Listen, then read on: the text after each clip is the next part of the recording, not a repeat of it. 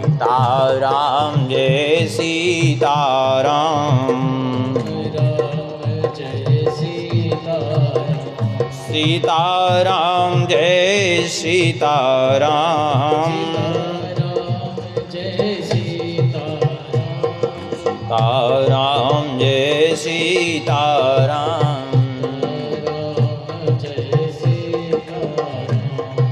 श्री राम जय जय राम,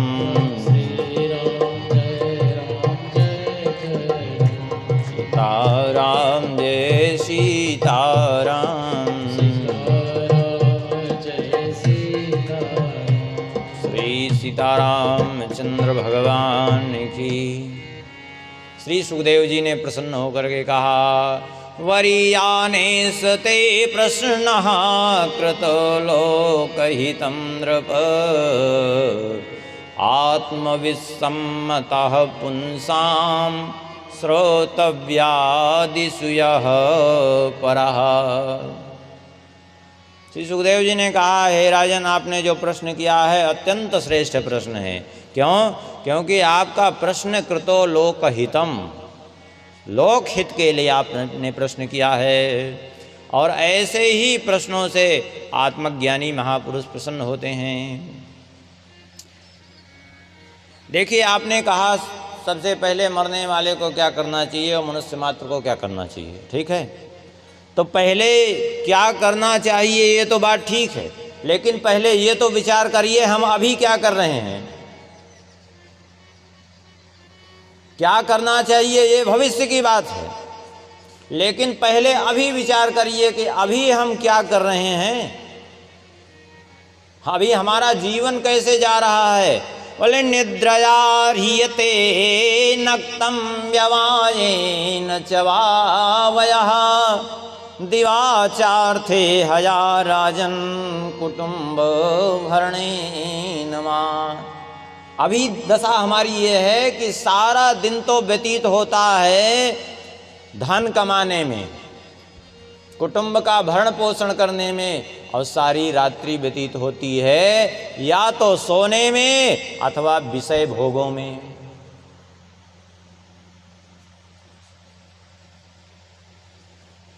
और हम इसमें इतने रत हो गए हैं कि तेषां प्रमत्तो निधनम पश्यन्नपि न पश्यति। दिन प्रतिदिन अपने आत्मपतन को देख रहे हैं, फिर भी अनदेखा कर रहे हैं। आत्मपतन को दिन प्रतिदिन देख रहे हैं। दिन प्रतिदिन हम देख रहे हैं कि जो है हम मृत्यु की ओर बढ़ रहे हैं, दिन प्रतिदिन हमारा जीवन समाप्त हो रहा है, और फिर भी हम नई नई जो है कल्पनाएं करके, नई नई योजनाएं मन में बना करके और जीने का प्रयास करते हैं, और जीने के लिए बहुत से साधन इकट्ठा करते रहते हैं सुख के लिए। इसलिए करना क्या है? बोले, तस्माद् भारत सर्वात्मा भगवानीश्वरो हरि, श्रोतव्या कीर्तितव्यस्य स्मर्तव्य शिक्षता भयम। इसलिए सदा सर्वदा भगवान की कथाओं का श्रवण करना चाहिए, भगवान का कीर्तन करना चाहिए, उन्हीं का स्मरण करना चाहिए, यदि अभय चाहता है तो। क्योंकि जीवन जन्म का लाभ क्या है? मरे जन्म लाभ परा पुंसाम अंते नारायण स्मृति। इस जीवन जन्म का एक ही लाभ है कि अंत में भगवान का स्मरण हो जाए, अंत में उनका नाम मुख से निकल आवे, उनका स्मरण बना रहे, यही जीवन का लाभ है। और यदि अंत में भगवान का स्मरण नहीं हुआ तो ये जीवन व्यर्थ गया। और एक बात समझ ले, अंत में भगवान का स्मरण होगा कब? जो जीवन भर भगवान का स्मरण करेंगे। जिसने जीवन भर भगवान का स्मरण नहीं किया, अंत में भगवान का स्मरण नहीं होगा उसको। बात पक्की समझ लीजिए। अंत में स्मरण बना रहे, इसीलिए जीवन भर भगवान का स्मरण करने की आवश्यकता है। अंत में नहीं तो कोई चाहे भी तो। अच्छा, फिर दूसरी बात पहली ले तो यह है कि किसी को पता भी तो नहीं कि अंत होगा कब, और अंत आ भी जाए तो भी, पता भी हो जाए तो भी यदि जीवन भर अभ्यास नहीं किया है तो अंत में भगवान का नाम नहीं निकलेगा। एक सत्य घटना है, एक व्यक्ति की मर रहा था वो, अब मरते समय इधर उधर की बात कर रहा था। लोगों ने कहा भैया थोड़ा भगवान का नाम ले लो, अंतिम समय है, भगवान का नाम ले लो तो कल्याण हो जाए। हाँ, लेकिन वो सब कुछ कह रहा था, भगवान का ही नाम नहीं ले रहा था वो। लोगों ने एक उपाय निकाला, क्या बोले, गए दौड़ करके पेड़ की पत्ती तोड़ करके ले आए। अब बोले ये पत्ती कैसी है, लोगों को ये आशा थी कि चलो कम से कम जब पत्ती दिखाएंगे तो कहेगा हरि है पत्ती, तो भगवान का नाम आएगा, हरि भगवान का नाम है।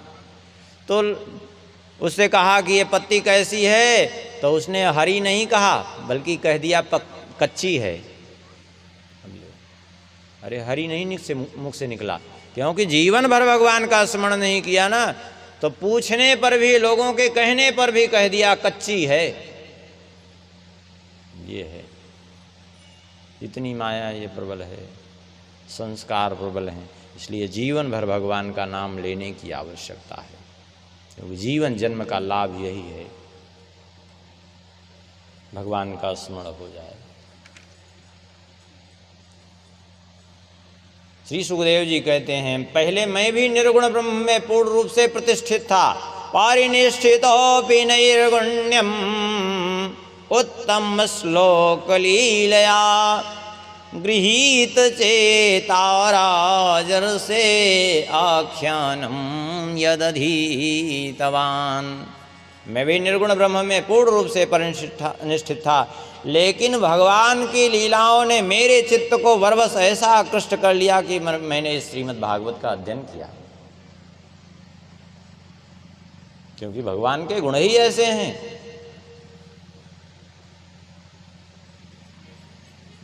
प्रमाद में कोई जीवन बिताने वाला हो तो चाहे उसको कल्प भर की आयु क्यों न मिल जाए, ब्रह्मा जी के बराबर आयु क्यों न मिल जाए, वो आयु व्यर्थ है।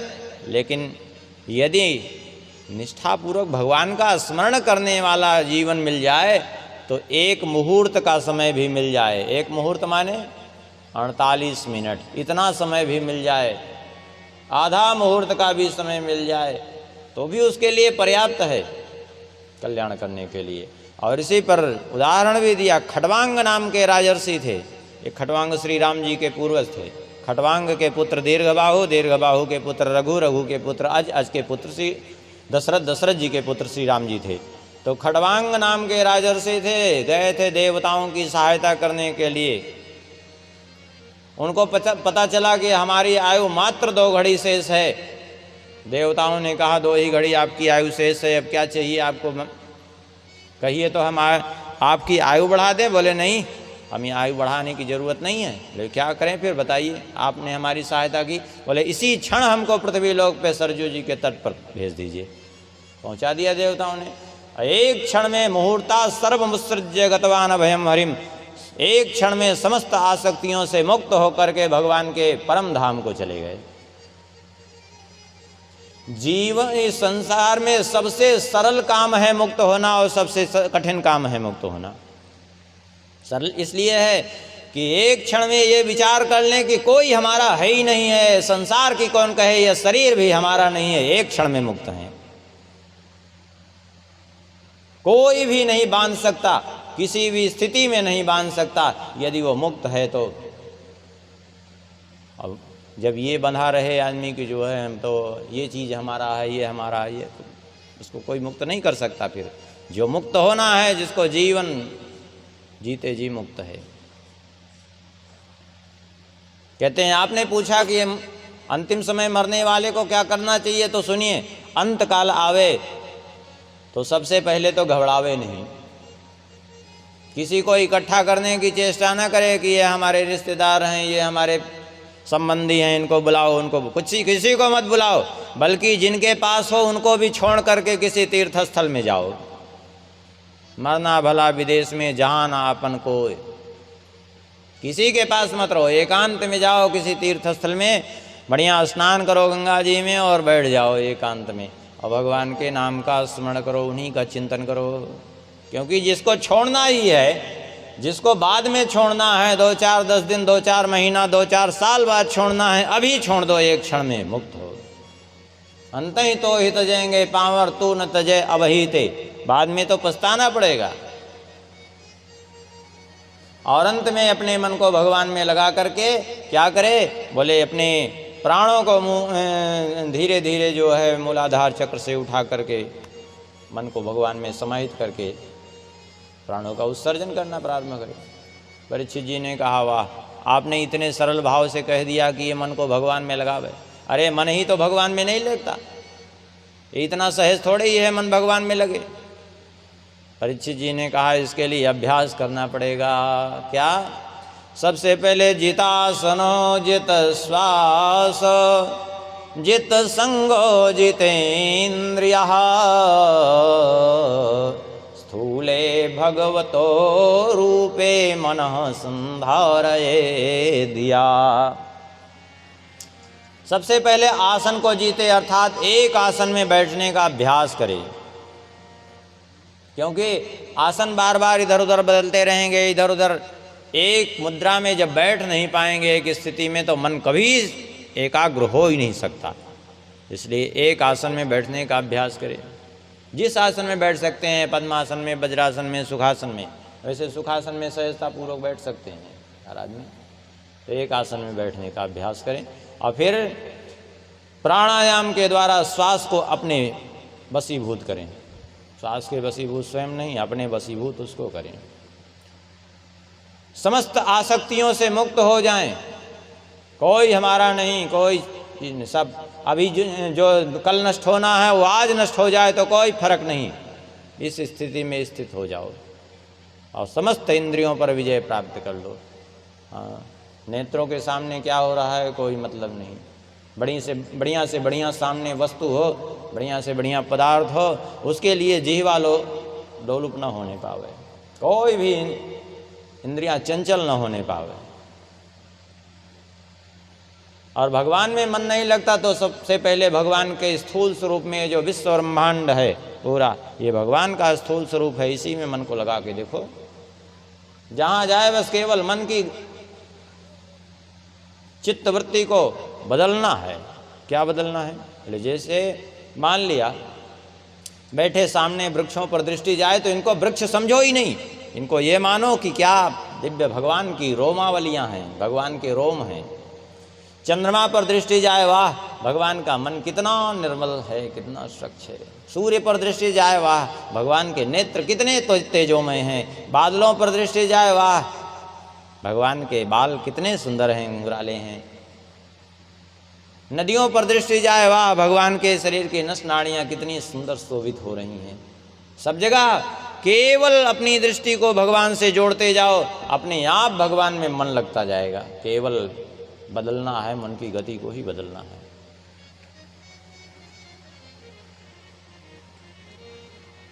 इसके लिए सबसे पहले एक काम करना पड़ेगा, निश्चिंत होना पड़ेगा। क्योंकि हमारा मन जाता कहाँ है? भले जहाँ चिंतन होता है, जो चीज़ हम चाहते हैं। यदि जीवन में कुछ चाह ही नहीं होगी, जीवन में किसी चीज़ के अभाव की कल्पना ही नहीं होगी, तो मन हमारा जाएगा ही नहीं। कैसे? क्या शारीरिक अवस्थाओं की पूर्ति नहीं आवश्यक है? बोले आवश्यक है। अरे जितना शरीर के लिए आवश्यक है वो भगवान ने सब कुछ दे दिया है, उसको अलग से ढूंढने की जरूरत ही नहीं है। कैसे? सोने के लिए बिस्तर ढूंढते हैं कि नहीं? कोई जरूरत ही नहीं बिस्तर ढूंढने की, स्वयं मिल जाए तो ठीक है, बाकी ढूंढने का प्रयास मत करो। क्यों? बोले सत्याम छितौ किम कसिपौ प्रयासैर बाहु स्वसिद्धे युपवर्हणे किम सत्यं जलौ किम पुरुधान पात्रा दिग्वल्कलादौ शति किम दुकूलैः। बिस्तर कौन ढूंढता है? हम ढूंढते हैं। नींद बिस्तर कभी नहीं ढूंढती।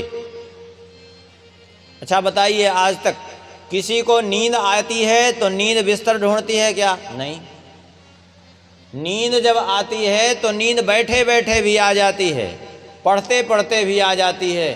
बैठे भजन कर रहे हैं, नींद आ गई। जब नींद प्रबल रहती है तो लोग भोजन करते रहते हैं, नींद आ जाती है। गाड़ी चला रहे हैं और नींद आई, एक झटके में जो है पता चला नींद आई तो अस्पताल पहुंच गए, और कभी कभी तो यमलोक ही सीधा पहुंच गए, पता ही नहीं चला कब के पहुंच गए। ऐसी भी स्थिति हो जाती है। नींद ने बिस्तर नहीं ढूंढा, बिस्तर हम ढूंढते हैं। तो जब खुली भूमि पर नींद आ जाती है तो बिस्तर ढूंढने की जरूरत क्या है। जब नींद आवे कहीं भी पड़े सो जाओ आराम से। स्वाभाविक रूप से बिस्तर मिल जाए तो ठीक है, लेकिन प्रयास मत करो।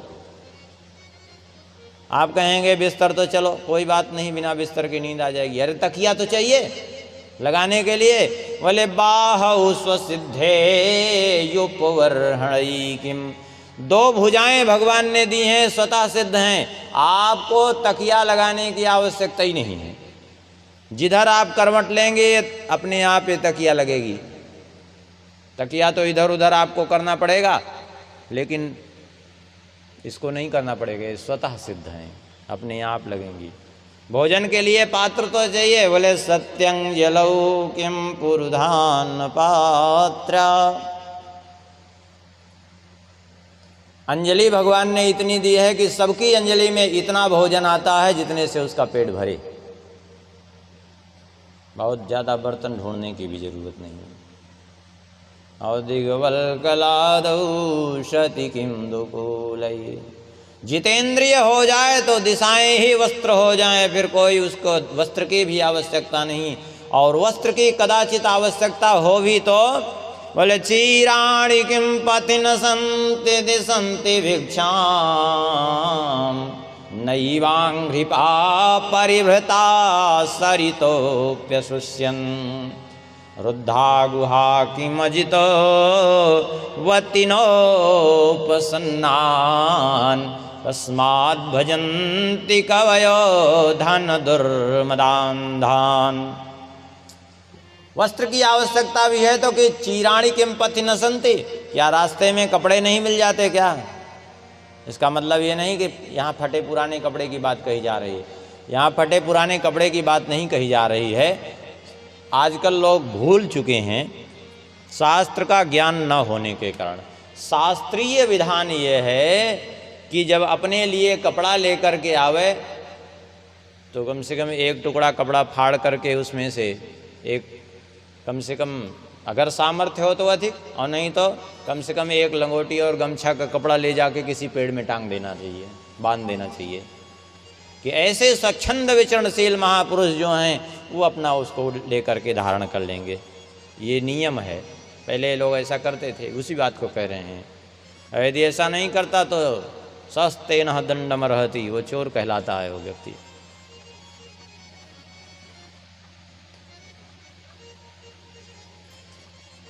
क्या वृक्षों ने फल की भिक्षा देना बंद कर दिया है? क्या नदियां सूख गई हैं, जल की चिंता करते हो, रहने की चिंता करते हो? क्या गुफाएं बंद हो गई हैं? अरे कुछ ना भी हो तो क्या भगवान अपने शरणागतों की रक्षा करना बंद कर दिए हैं क्या? तो कस्मात भजन्ति कवयो धन दुर्मदान धान, जो तो धन के मद से अंधे हो रहे हैं, ऐसे लोगों की चापलूसी करने की जरूरत ही क्या है। अर्थात किसी की चापलूसी मत करो, किसी के पीछे मत करो। और कहते हैं फिर एकांत में जा कर के भगवान में अपने मन को लगा करके और अपने प्राणों को धीरे धीरे मूलाधार चक्र से उठा करके एक एक चक्र का भेदन करते हुए लाकर आज्ञा चक्र में स्थित करे, और उसके बाद आज्ञा चक्र से उठा करके सहस्रार में स्थित करे। और जब जैसे ही समय पूरा हो ब्रह्मरंध्र का भेदन करके निकल जाए, तो जब कोई वासना का आवरण नहीं रहेगा तो जैसे घड़ा फूटता है तो घड़े के भीतर विद्यमान आकाश मठाकाश में विलीन हो जाता है, ऐसे ही ये जीवात्मा परमात्मा में एक क्षण में विलीन हो जाएगी। यह है सद्य मुक्ति। और क्रम मुक्ति ये है कि यदि चाहता है कि हमें स्वर्ग आदि लोकों के देखने की इच्छा है तो बोले अपनी इंद्रियों को साथ में लेकर के प्राणों का विसर्जन करे, तो स्वर्गादिक लोकों का विचरण करते हुए वो जाएगा ब्रह्मलोक में। ब्रह्मलोक में तब तक उसको रहना पड़ेगा जब तक ब्रह्मा जी की आयु है। ब्रह्मा जी की आयु पूरी होने पर उसकी मुक्ति होगी। यह है क्रम मुक्ति। लेकिन ये किसी योगी के लिए संभव है इस तरह प्राण का परित्याग करना, लेकिन संसारी भोगी के लिए तो संभव नहीं है। तब फिर तो उसके लिए तो फिर एक ही उपाय है। क्या बोले? तस्मा सर्वात्मना राजन हरि सर्वत्र सर्वदा श्रोतव्यः कीर्तितव्यस्य स्मर्तव्य भगवन् नृणाम्। हर परिस्थिति में भगवान की कथाओं का श्रवण करे, उनका कीर्तन करे, उनका स्मरण करे, बस यही उसके लिए वो है। कहेंगे भगवान की कथाओं को सुनने से होगा क्या? पिबन्ति ये भगवत आत्मनः सताम कथामृतं श्रवणपुटेषु संभृतं पुनन्ति ते विषयविदूषिताशयं व्रजन्ति तच्चरणसरोरुहान्तिकम्। कहते हैं जो भी अपने कान रूपी दोनों में भर भर करके भगवान के कथामृत का पान करते हैं। ये कान भगवान ने कैसे बनाए? दोने के आकार का। इसको दोने के आकार का क्यों बनाया? भगवान ने इसको दोने के आकार का इसीलिए बनाया कि ये लोगों को बताने के लिए कि ये कान रूपी दोनों में भर भर करके कथामृत का पान करना है। कथामृत पियो कान के माध्यम से। और जो इस कानों से भगवान के कथामृत का पान करते हैं, पुनन्ति ते विषय विदूषिताशयम्, उसके हृदय का विषय रूपी विष सदा सदा के लिए समाप्त हो जाता है। क्योंकि जैसे कोई विष पी लिया हो, और विष पी लिया हो तो क्या करेगा? मरेगा। और उसी समय विष पीने के बाद उसको अमृत पिला दीजिए तो वो नहीं मरेगा, फिर जीवित, विष का प्रभाव नष्ट हो जाएगा। ऐसे ही हमारे हृदय में जो विषय रूपी विष है, उसको नष्ट करने की एक ही औषधि है। वो औषधि क्या है? बोले कथामृत। जिस प्रकार से विष की औषधि अमृत, ऐसे ही ये विषय की औषधि कथामृत विषय रूपी विष का विनाश कर देगी और भगवान के चरणों में लगा देगी, तो व्रजन्ति तच्चरण सरोरुहान्तिकम्, भगवान के चरणों में पहुंच जाएगा वो। इतना सुना करके श्री परीक्षित जी के सामने अचानक श्री सुखदेव जी ने अपना पूरा वक्तव्य ही बदल दिया और कहने लगे, ब्रह्मवर्चस्कामस्तु यजेत ब्रह्मणस्पतिम इंद्रियमिंद्रियकामस्तु कामः प्रजापतिं। यदि ब्रह्म तेज की कामना हो तो ब्रह्मा जी की अथवा बृहस्पति जी की आराधना करे। यदि इंद्रियों के तेज की कामना हो तो इंद्र की उपासना करे, और संतान चाहिए तो प्रजापतियों की उपासना करे। धन चाहिए तो भगवती माया देवी की उपासना करे। माया देवी माने भगवती दुर्गा जी की।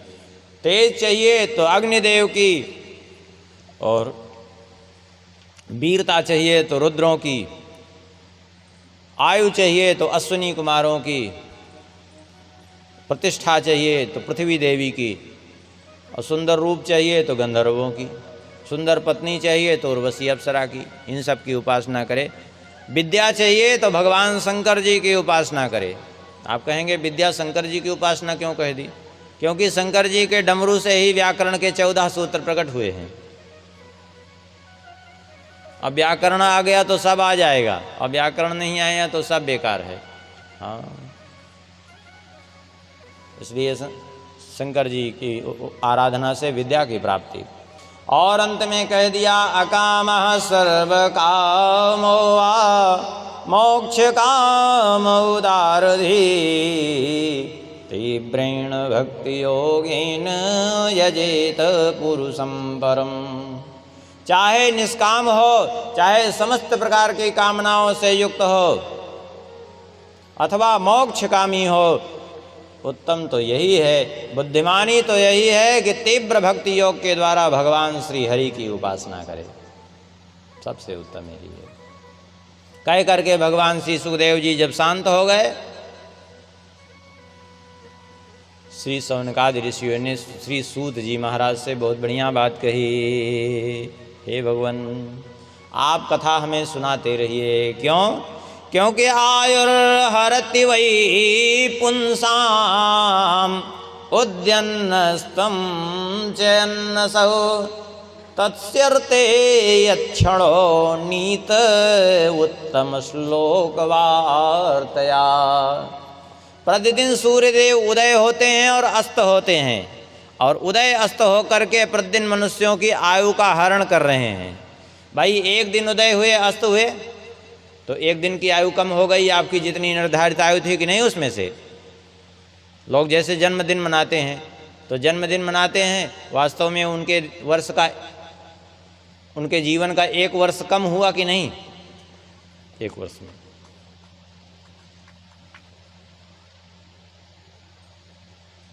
तो इसमें जितना जीवन चल रहा है इसमें सार्थक समय कितना है? प्रतिदिन तो लोग मृत्यु की ओर बढ़ रहे हैं, सार्थक समय कितना गया? बोले सार्थक समय उतना ही केवल निकला जितना समय भगवान की कथा में समय हमारा गया, जितना समय हमारा भगवान के भजन में, भगवान के चिंतन में, उनकी सेवा में गया। बाकी सब का सब व्यर्थ चला गया, क्योंकि उसका कोई प्रयोजन नहीं है। अब कहेंगे शरीर की सेवा तो कर रहे थे। अरे शरीर की सेवा क्या, शरीर तो ये नश्वर है, वैसे भी इसको चाहे जितना आप बढ़िया से बढ़िया रोज रबड़ी मलाई खिलाइए और चाहे बढ़िया से बढ़िया इसको कुछ खिलाइए, इसको तो मरना है अंत में। फिर चाहे जितना च्यवनप्राश खाइए, फिर टिकने वाला नहीं है शरीर, क्योंकि इसको जाना है। अब बोले चलो मान लिया कुछ नहीं, जीवित तो हैं। अरे जीवित तो क्या, तरवाह किम न जीवन्ति भस्त्राह किम न श्वसन्त्युत न खादन्ति न मे हन्ति किम ग्रामोपसवो परे। यदि आप कहते हैं कि हम जीवित तो हैं, तो जीवित क्या ये वृक्ष जीवित नहीं है क्या? ये भी तो जीवित हैं। आप कहेंगे हम श्वास तो ले रहे हैं, श्वास तो ये वृक्ष भी लेते हैं, लेकिन और ज़्यादा देखना है तो लोहार की धौंकनी को देखिए, आपसे ज़्यादा तेज श्वास लेती है वो। आप कहेंगे हम भोजन कर रहे हैं, हम तो जो है खूब बच्चे पैदा कर रहे हैं। अरे यदि कोई भोजन करने से, विषय भोग करने से, बच्चे पैदा करने से यदि जो है भाग्यवान होता, तो एक मनुष्य से ज़्यादा वो कुतिया बच्चे पैदा करती है, वो सुअरिया बच्चा पैदा करती है। मनुष्य एक बार में एक ही बच्चा पैदा कर रहा है, 2 बच्चे ज़्यादा हो रहे हैं। अब वो कुतिया को देखिए, उस सुअरिया को देखिए, 4-4, 6-6 बच्चे पैदा कर दे रहे हैं। तब यदि बच्चे पैदा करने से कोई भाग्यवान होता तो फिर ज़्यादा भाग्यवान है वो, तो फिर है कि नहीं? उससे क्या मतलब निकला? अरे यदि जीवन ऐसे ही बीतता रहा तो स्वेडवरा होष्ट खरे संस्तुता पुरुषा पशु नियत कर्ण पथो पेतो जातु नाम गदाग्रजः। हमारा जीवन कैसे बीत रहा है? भले कुत्ते के समान दूसरे के पीछे दुम हिलाते हुए, दूसरे की जी हुजूरी करते हुए जीवन बीत रहा है अपने पेट पालने के लिए। विट बड़ा अर्थात सुअर जैसे त्यागे हुए मल को भक्षण करती है, ऐसे सुअर की तरह भोगे हुए विषयों को बार बार भोगने में जीवन व्यतीत हो रहा है। ऊंट की तरह केवल भार ढोने में जीवन व्यतीत हो रहा है, जिसके कानों में भगवान की कथा नहीं जा रही है। बाकी वो कर ही क्या रहा है? ये कान है और इन कानों में भगवान की कथा नहीं जा रही है, तो ये कान कैसे हैं? बोले बिले बतोरो क्रम विक्रमान्ये न शृण्वता कर्णपुटे नरस्य जीवासते दार्दुरिके वसूत न चोपगायत्युरुगाय गाथा। ये कान है, और कानों में यदि भगवान की कथा नहीं जाती तो वो कान कैसे हैं? बोले सर्प के रहने के बिल के ही समान हैं। क्यों सर्प के रहने के बिल क्यों कह दिया? गोस्वामी जी ने भी इन सारे श्लोकों का अनुवाद किया है। जिन हरि कथा सुनी नहीं काना श्रवण रंध्र अहि भवन समाना। क्योंकि जिन कानों में जो है कथा नहीं जाती वहाँ विषय वार्ता जाती है, और ये विषय वार्ता सर्प से भी ज़्यादा खतरनाक है। क्योंकि सर्प किसी को डसेगा तो एक ही बार मरेगा, और समय पर उपचार हो गया तो एक बार भी नहीं मरेगा। लेकिन इस विषय वार्ता के कान में जाने से बार बार न जाने कितने जन्म मृत्यु के चक्र में हम भटके, न जाने कब से भटक रहे हैं और कब तक भटकेंगे हम। जीवा है यदि भगवान का गुणगान नहीं करती तो मेढक की तरह दिन भर टर टर करने वाली है, और क्या है। अब कितने लोग तो दिन भर यही करते हैं, सवेरे से शाम तक बैठे किसी के यहाँ, उनको खाने पीने की स्नान करने की भी सुध-बुध खो जाती है। इसकी निंदा उसकी निंदा, यहाँ की पड़ोस की बात उधर की बात, बस सारा दिन व्यतीत हो रहा है इसी में। ऐसी दशा। ये सिर है, भले ही खूब बढ़िया बढ़िया इस पर मुकुट लगाइए सोने के, और इस सिर पर जो है, ये सिर भगवान के प्राण प्यारे भक्तों के चरणों में नहीं झुकता, भार है। और क्या है ये?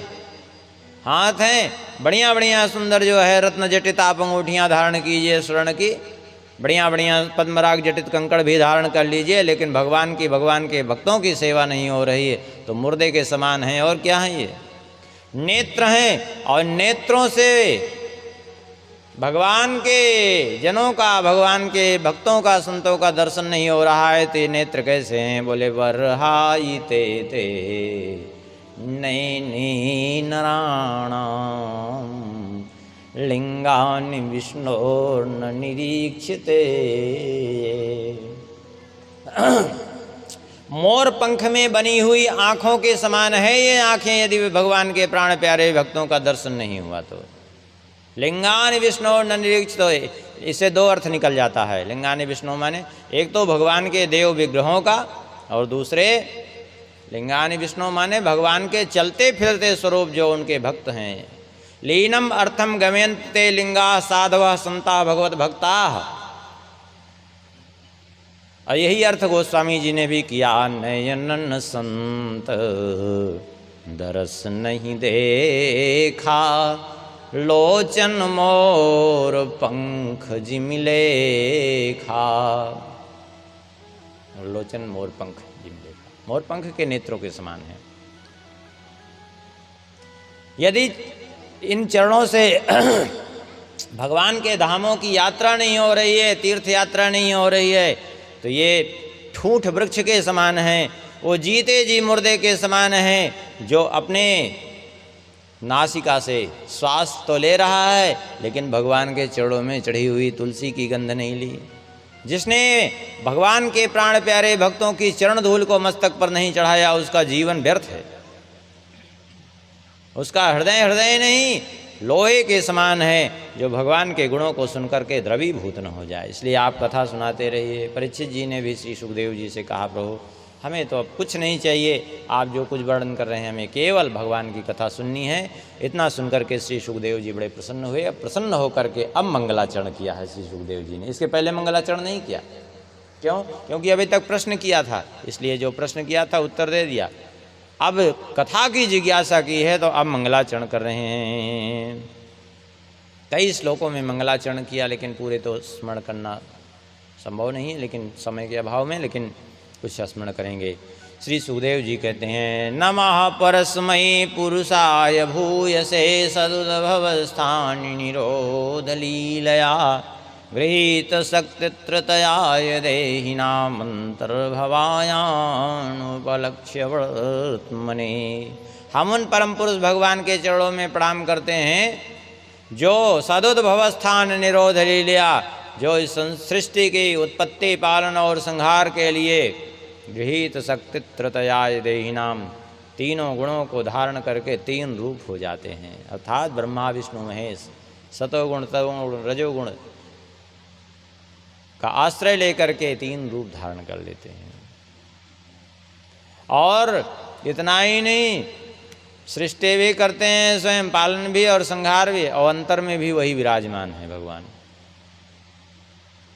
जिनका कीर्तन, यद कीर्तनम यस्मरणम यदीक्षणम यद वंदनम यद श्रवणम यदर्हणम लोकस्य सद्यो विधुनोति कल्मषं तस्मै सुभद्रश्रवसे नमो नमः। जिनका कीर्तन, जिनका स्मरण, जिनका दर्शन, जिनका वंदन, जिनका श्रवण, जिनका पूजन, लोकस्य कल्मषः सद्यम विधुनोति, सारे जगत के पाप को शीघ्र ही नष्ट कर देता है। ऐसे भगवान के चरणों में हम वंदन करते हैं। बड़ा से बड़ा तपस्वी हो, दान परायण हो, यशस्वी हो, मनस्वी हो, मंत्रवेत्ता हो, लेकिन अपने कर्मों को यदि भगवान को समर्पित न करे तो उसका सारा कर्म व्यर्थ है। तपस्या देखिए, बड़े बड़े तपस्वी हुए, रावण, कुंभकर्ण, हिरण्यकश्यप, हिरण्याक्ष, क्या इन लोगों ने तपस्या नहीं की क्या? सबने तपस्या की, लेकिन लोगों की तपस्या व्यर्थ सिद्ध हुई। क्यों? क्योंकि भगवान को समर्पित नहीं थी तपस्या, तो तपस्या का फल जो मिला वो उद्दंडता बढ़ी उससे और अनर्थ के भागी हुए। क्यों? भगवान के प्रति किया हुआ थोड़ा भी कर्म भी कल्याण कर देगा, और अपने मन से अपने जो है सुख के लिए किया हुआ कर्म तो फिर भोगना ही पड़ेगा।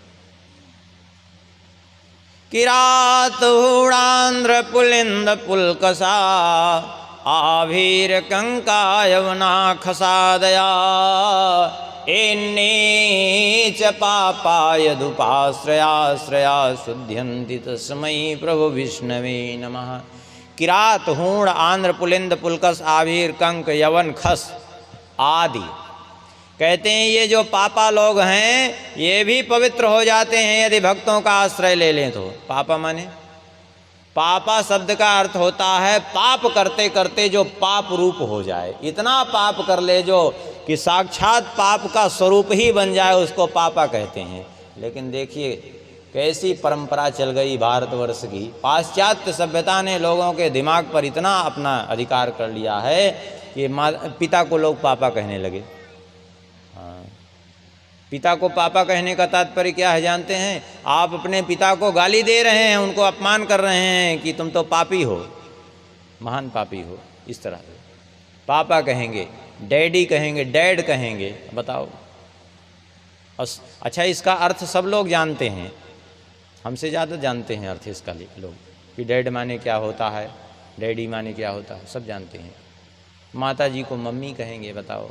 और सभी जानते हैं मम्मी माने 100 मुर्दा। हाँ बताओ, ऐसी दशा है।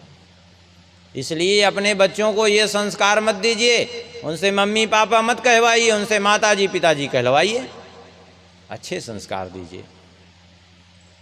नहीं तो वो खुद भी बेचारे जो है भटकेंगे, आपको भी चौपट करेंगे। संस्कार माता पिता का कर्तव्य है देना। आप उनको अच्छे संस्कार शुरू से देंगे तो फिर कभी नहीं बिगड़ पाएंगे। अब आप उनको संस्कार नहीं देंगे तो कभी कोई बना भी नहीं सकता उनको, क्योंकि बचपन के संस्कार जीवन भर बनने रहते हैं। जो समस्त प्राणियों के भीतर बाहर रह करके सबको प्रेरित कर रहे हैं, ऐसे भगवान के चरणों में हम वंदन करके और कथा को प्रारंभ करते हैं। भगवान श्री सुखदेव जी कहते हैं, हे परीक्षित, जैसे तुमने मुझसे प्रश्न किया है ऐसे एक बार देवर्षि नारद जी ने ब्रह्मा जी से भी प्रश्न किया था। ब्रह्मा जी को समाधि में देख करके जब उनकी समाधि खुली तो ब्रह्मा जी से कहा कि आप किसका ध्यान कर रहे थे? हम तो आप ही को समझ रहे थे, आप जगत में सबसे श्रेष्ठ हैं, लेकिन आप किसी का ध्यान कर रहे हैं, क्या आपसे भी कोई श्रेष्ठ है क्या? ब्रह्मा जी ने कहा, हाँ, तस्मै नमो भगवते वासुदेवाय धीमहि यन्माया दुर्जया माम ब्रुवन्ति जगद्गुरुम। हम उन वासुदेव के चरणों में वंदन करते हैं जिनकी दुर्जय माया से मोहित होकर के लोग मुझे जगत गुरु माने बैठे हैं, अर्थात जगत में हमसे इसको सबसे श्रेष्ठ माने बैठे हैं। वास्तव में मैं जगत गुरु नहीं, जगत गुरु तो एकमात्र कृष्णम वंदे जगत गुरुम, एकमात्र भगवान ही हैं। नारद जी की इच्छा से भगवान के विराट स्वरूप का वर्णन किया ब्रह्मा जी ने और कहा, जो देखते हो तुम मेरी वाणी कभी असत मार्ग पर नहीं जाती, मेरी वाणी कभी मिथ्या भाषण नहीं करती, मेरी इंद्रियां कभी चंचल नहीं होती। ये सब किसका प्रभाव है? कहते हैं मेरा प्रभाव नहीं, ये सब एकमात्र भगवान का ही प्रभाव है और भगवान की कृपा से ही ये सब होता है। भगवान के यहाँ 23 अवतारों का चरित्र भी वर्णन किया है। कल के प्रसंग में 24 अवतारों का स्मरण हम कर चुके हैं। और ब्रह्मा परीक्षित जी ने कहा, प्रभु हम तो यही चाहते हैं कि निरंतर आपकी द्वारा कथा सुनते रहें। क्यों? क्योंकि ये कथा कैसी है? बोले प्रविष्टा कर्णरंध्रेण स्वानां भाव सरोरुहम धुनोति समलं कृष्णा सलिलस्य यथा शरत्। ये कानों के माध्यम से अंतर में प्रवेश करके और अंतर के सारे मनोमल को ऐसे धुल देती है जैसे शरद ऋतु जल को शुद्ध करती है। देखिए बरसात के महीने में नदियों का जल, तालाबों का जल, सरोवरों का जल कितना गंदा हो जाता है, मटमैला हो जाता है।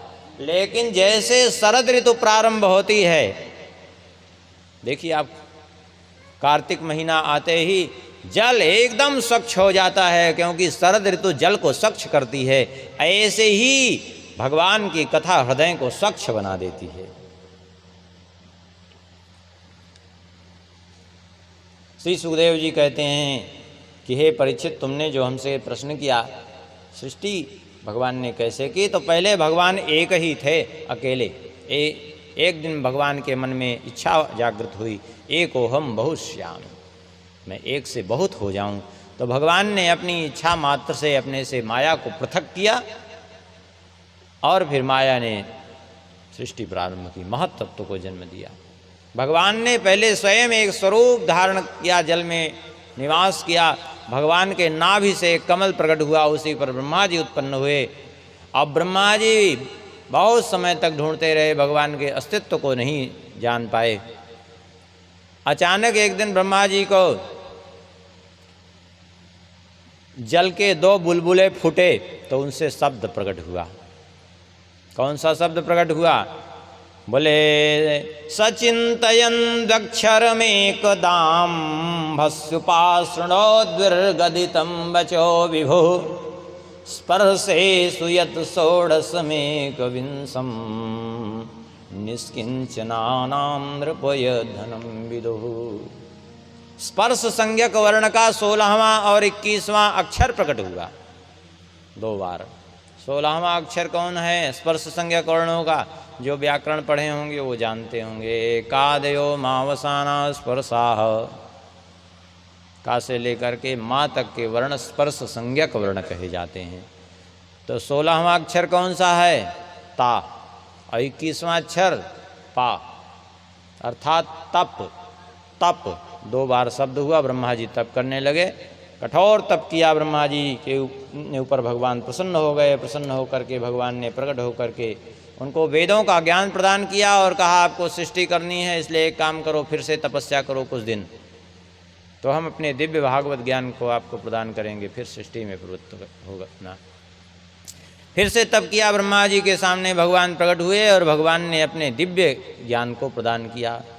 इसी को कहते हैं चतुश्लोकी भागवत। 4 श्लोकों में भागवत सुनाई भगवान ने ब्रह्मा जी को। इसी को चतुश्लोकी भागवत कहते हैं। अहमेवास्मेवाग्रे नान्यद् सत्परं पश्चादहं यदेतच्च यो वशीषेत सोऽस्म्यहं ऋतेर्थं यत् प्रतीयेत न प्रतीयेत चात्मनि तदविद्यादात्मनो मायां यथा भासो यथा तमः यथा महान्ति भूतानि भूतेषु चावचेष्वनु प्रविष्टान्यप्रविष्टानि तथा ते सुनते स्वहम् एतावदेव जिज्ञास्यं तत्त्वजिज्ञासुनात्मना अन्वयव्यतिरेकाभ्यां यस्या सर्वत्र सर्वदा। ये 4 श्लोक सुनाए भगवान ने। अब इसका अर्थ समझिए। भगवान कह रहे हैं अहमेवास्मेवाग्रे नान्यद्यत् सत्परम। अहम एवास अग्रे, अग्रे सृष्टि पूर्वे अहम एव, अर्थात सृष्टि के पहले जब कुछ भी नहीं था तो एकमात्र मैं ही था। भगवान कह रहे हैं मेरे अतिरिक्त सत असत कुछ भी नहीं। और पश्चात हम, सृष्टि के बाद में जो कुछ दिख रहा है वह भी मैं ही हूँ। और सारी सृष्टि नष्ट हो जाए तो यो वशिष्येत, जो अवशिष्ट होता है वह भी एकमात्र मैं ही होता हूँ, मेरे अतिरिक्त कुछ नहीं। ऐसे समझिए, जैसे कुम्हार ने मिट्टी लिया और मिट्टी के विभिन्न पात्र बनाए, तो जब तक कुछ बना नहीं था तब तक क्या था, वो मिट्टी। और विभिन्न पात्र बनने के बाद उसके नाम बहुत हो गए, घड़े, कुल्हड़, परई, बहुत सकोरे, आज दुनिया भर के नाम हो गए। लेकिन वो बनने के बाद क्या है, मिट्टी। और सबको यदि फिर से कूट करके इकट्ठा कर दीजिए तो फिर मिट्टी बचेगी। सुनार ने सोना लिया और सोने से विभिन्न आभूषण बना करके तैयार किए, ठीक है। तो जब तक बना नहीं था आभूषण तब तक क्या था, वो सोना। और जब बन के तैयार हो गया तो नाम उसके विभिन्न हो गए, हार बन गया, मंगलसूत्र बन गया, जंजीर, अंगूठी, दुनिया भर के बन गए। लेकिन बनने के बाद वो है क्या वास्तव में, सोना।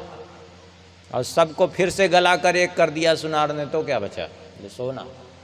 बस ऐसे ही पहले भगवान थे, सृष्टि के पहले जब कुछ नहीं था तो भगवान, तो सृष्टि के रूप में जो कुछ प्रकट हुआ वो भी भगवान। और सृष्टि सारी नष्ट हो जाए तो कौन बचेगा, भगवान। बात समझ में नहीं आई? आप कहेंगे वो तो सोने के रूप में दिख रहा है, ये सृष्टि भगवान के रूप में नहीं दिख रही है। दिख रही है, हम देखने का प्रयास नहीं कर रहे हैं। अब एक दूसरा उदाहरण दे के समझाएंगे तो समझ में आ जाएगी आप लोगों को शायद। एक बार एक महात्मा थे, कथा कह रहे थे। कथा में उन्होंने कहा, श्री राम मैं सब जग जानी, करऊं प्रणाम जोरि जोग पानी। सारा जगत श्री राम में है, इसलिए सबके चरणों में प्रणाम करते हैं, क्योंकि सत्य तो यही है कि सारा जगत श्री राम में है। एक कुतर्की व्यक्ति था, बाद में उसने जाके कुतर्क किया, बोले कैसे श्री राम में, हमको तो नहीं दिखाई पड़ता श्री राम में, कैसे है श्री राम में। महात्मा ने कहा कि देखो भाई, श्री राम में तो है, लेकिन तुमको हम बाद में समझाएंगे, अभी हमारे पास समय नहीं है। क्योंकि महात्मा जी ने समझ लिया कि इसको समझाने से अभी कोई फायदा नहीं, इसका रोग इतना ज़्यादा प्रबल है कि औषधि से नहीं, ऑपरेशन से ठीक होने वाला है। हाँ, कुछ ऐसे रोग हो जाते हैं कि दवा से नहीं ठीक होते, उनके लिए ऑपरेशन करना पड़ता है। तो ऐसे ही इसका भी रोग है, इसको ऐसे नहीं, इसको कुछ करके समझाना पड़ेगा, तब बात समझ में आएगी। एक दिन संयोगवशात उस व्यक्ति का खेत बोया हुआ था, गेहूं उसमें कुछ बड़े हो गए थे गेहूं। महात्मा जी की गैया थी आश्रम की, वो चली गई गैया उधर, और जा कर के उसी के खेत में घुसी गैया और गेहूं चर गई। कुछ जो गेहूं बोया हुआ था, कुछ गेहूं चर गई। वो आया चिल्लाता हुआ गैया लेके, आप तो यहाँ महाराज भजन कर रहे हैं, बताइए आपकी गैया हमारा कितना गेहूं खा गई। बोले कहाँ था गेहूं जो खा गई? बोले खेत से खा गई। बोले खेत में तुमने गेहूं क्यों रखा? अरे बोले रखा थोड़ी था, बोया था। बोले चलो दिखाओ कहाँ है गेहूं। ले गए, कहाँ है गेहूं? बोले देखो ये गेहूं खा गई। महात्मा जी ने कहा यहाँ तो हमको एक भी दाना गेहूं का नहीं दिख रहा है, ये सब घास है और गैया का काम है घास खाना, तो गैया ने घास खाया तो क्या अनुचित किया? अरे बोले नहीं, ये घास नहीं गेहूं है। बोले नहीं, बिल्कुल नहीं, ये गेहूं है ही नहीं, घास है। बोले नहीं महाराज ये गेहूं है। बोले गेहूं है ही नहीं, है घास है, मानते नहीं गेहूं है। अब बहुत लोग इकट्ठा हो गए, सब ने कहा महाराज ये गेहूं ही है। बोले कैसे गेहूं है, हम कैसे मान ले गेहूं है? बोले बात यह है कि इसमें गेहूं बो दिया गया था खेत जोत करके, और धीरे धीरे वो अंकुर फूटा गेहूं से, और गेहूं से अंकुर फूटा तो अब ये जो इसका स्वरूप हो गया, ये घास के रूप में गेहूं दिख रहा है, लेकिन अंत में इसमें गेहूं निकलेगा। तो बोया गया था इसमें गेहूं और अंत में गेहूं निकलने वाला, अभी ये घास के रूप में दिख रहा है, लेकिन वास्तव में घास नहीं है, गेहूं ही है। महात्मा जी ने कहा यही बात मैं तुमको भी समझाना चाहता था कि जैसे ये बोया गया था गेहूं और निकलेगा इसमें से गेहूं, तो बीच में जो घास दिख रही ये क्या है? बोले घास नहीं है, गेहूं है। ऐसे ही सृष्टि के पहले भगवान थे और सृष्टि के बाद में जो बचेगा वो भगवान बचते हैं। तो जो सृष्टि के रूप में दिख रहा है वो क्या है? वो भी भगवान ही हैं। जैसे गेहूं गेहूं के रूप में न दिख करके घास के रूप में परिणित हो गई, ऐसे ही भगवान अपने रूप में न रह करके सृष्टि के रूप में परिणित हो गए, लेकिन सृष्टि के रूप में होते हुए भी वो भगवान ही हैं, सत्य ही है।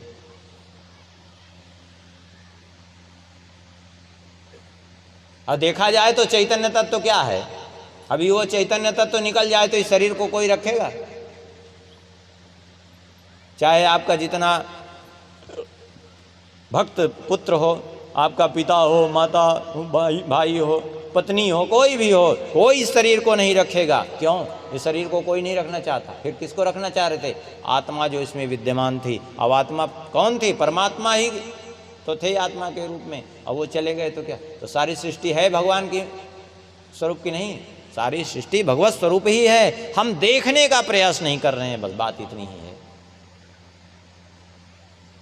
भगवान कहते हैं ऋतेर्थम यद प्रतीयेत न प्रतीयेत चात्मनि तदविद्यादात्मनो मायां यथा भासो यथा तमः।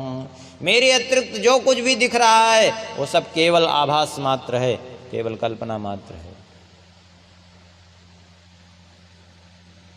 जैसे किसी को दृष्टि दोष हो जाए, किसी को दृष्टि दोष हो जाए तो उसको दो दो चंद्रमा दिखने लगते हैं, कभी कभी होता है कि नहीं? तो क्या दो चंद्रमा दिखने से चंद्रमा दो हो गए क्या? नहीं। अरे चंद्रमा दो नहीं है, वो उसके दृष्टि दोष का भ्रम है।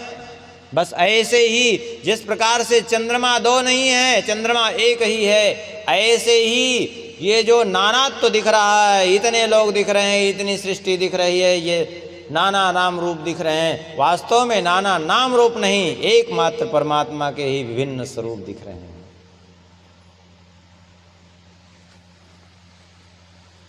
उनसे बढ़िया किसी की सृष्टि हो ही नहीं सकती।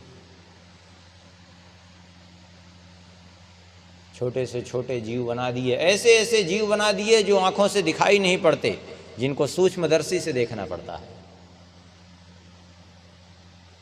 और उनमें भी सारे अवयव बनाए हैं भगवान ने।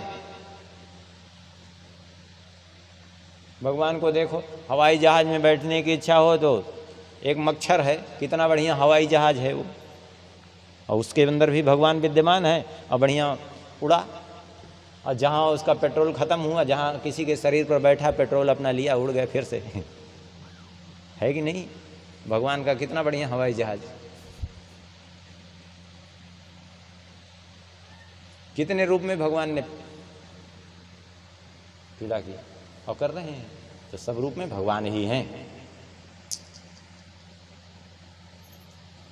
भगवान कहते हैं समस्त पांच भौतिक पदार्थों में भी मैं प्रवेश किया भी हूं और नहीं भी हूं। आप कहेंगे दोनों कैसे संभव है? बिल्कुल संभव है। आप दर्पण के सामने खड़े हो जाइए, अब आप दर्पण में दिखाई पड़ेंगे कि नहीं? तो आप दर्पण में हैं कि नहीं? बोले हैं। और दर्पण में हैं कि नहीं? बोले नहीं हैं। दोनों बात सत्य है कि नहीं? आप दर्पण में हैं क्योंकि दिखाई पड़ रहे हैं, और फिर भी दर्पण में नहीं है कि नहीं? आप चले जाइए नदी के किनारे, तालाब के किनारे, जल स्वच्छ हो, शांत हो, तो आपको सारा आकाश, बादल, सूर्य, नक्षत्र, तारे सब दिखाई पड़ेंगे कि नहीं जल में? अब बताइए, जल में सब हैं कि नहीं हैं? हैं। फिर भी नहीं हैं। जल में हैं भी और नहीं भी, दोनों बात सत्य है कि नहीं? और दोनों उतनी ही सत्य है। जितना ये सत्य है कि नहीं है, उतना ये भी सत्य है कि हैं भी, क्योंकि यदि हैं नहीं तो दिखाई कैसे पड़ रहे हैं? यही भगवान कह रहे हैं, प्रविष्टान्य प्रविष्टानि तथा ते सुनते स्वहम। मैं प्रवेश किया भी हूं और नहीं भी हूं, दोनों ही बात बिल्कुल सत्य है। इसके बाद जो है भागवत जी के 10 लक्षणों का वर्णन किया। देखिए, पुराण में 5 लक्षण होते हैं। पुराणम पंच लक्षणम, और जिसमें 10 लक्षण हो उसको महापुराण कहते हैं।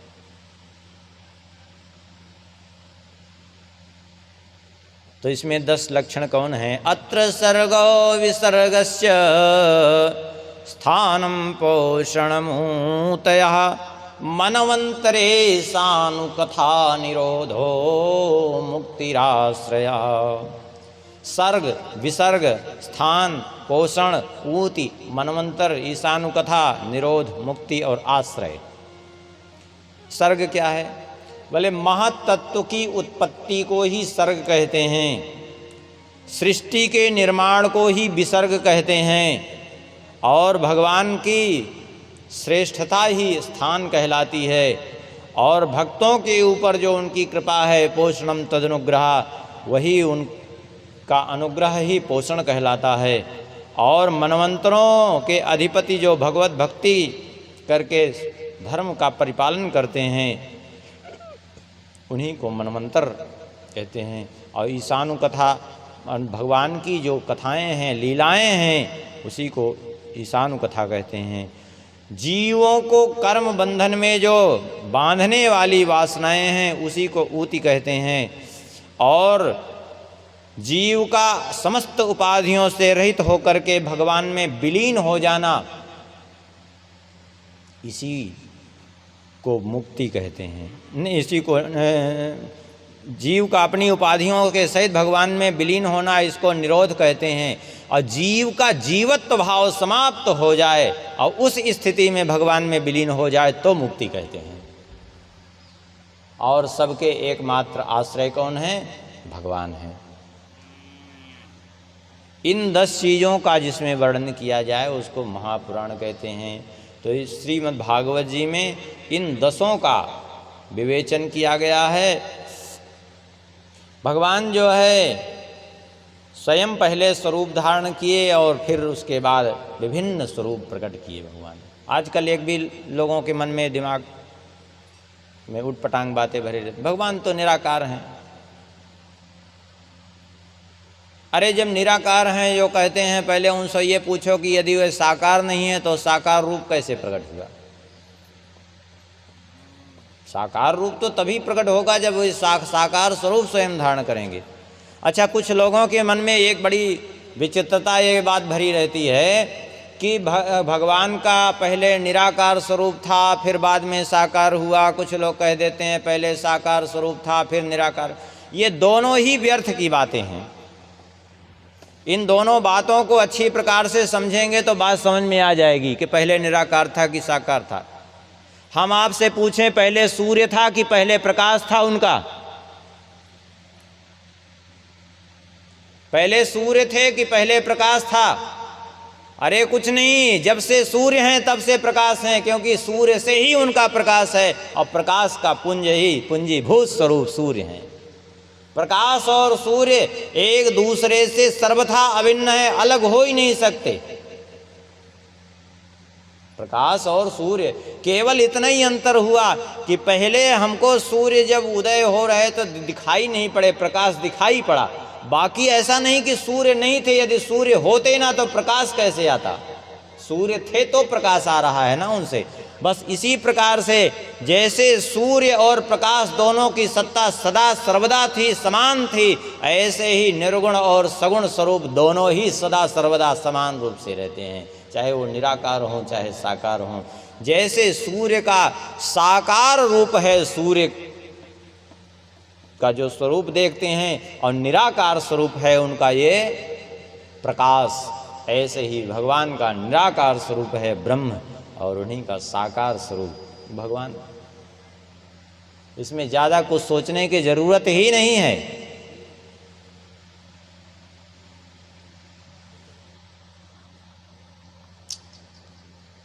भगवान ने कहा कि श्री सुखदेव जी कहते हैं कि देखो, जैसे आपने सृष्टि के संबंध में प्रश्न किया है, ऐसे ही एक बार प्रश्न किया था श्री विदुर जी ने मैत्रेय जी से, हम आपको सुनाएंगे। यहीं द्वितीय स्कंद की कथा संपन्न होती है।